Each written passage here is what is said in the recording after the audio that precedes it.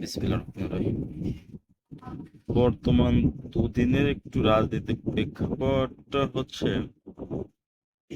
BNP নির্বাচনের তারিখ সম্পর্কে জানতে চাইলো জামাত, না উল্টো কথা বললো এই মুহূর্তে তারা নির্বাচন প্রতি আগ্রহ হলো। সেই ক্ষেত্রে এখন জামাতের তার প্রতি ওই মানুষের একটু সমর্থন বেশি মানে দেখা যাচ্ছে আর কি। এখন এই দুর্যোগের সময় নির্বাচন নিয়ে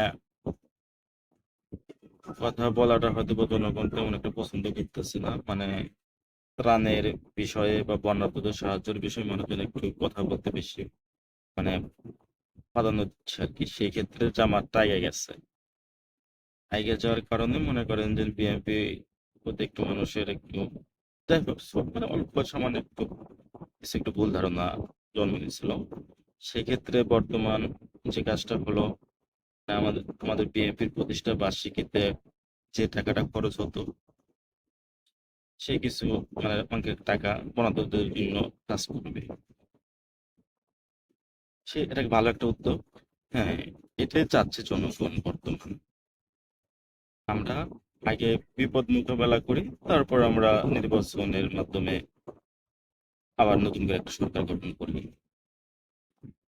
সেই দিক থেকে আমার মনে হয় যে আগে আমাদের মানবতার জন্য কাজ করা জরুরি, মানুষের জন্য কাজ করা জরুরি। আর ইনশাল্লাহ আমরা বিপদ থেকেও যদি উদ্ধার হতে পারি, তাহলে নির্বাচনটা অবশ্যই প্রয়োজন দেশের জন্য, গণতন্ত্রের জন্য অবশ্যই নির্বাচন প্রয়োজন। নির্বাচনটা অবশ্যই দিতে হবে।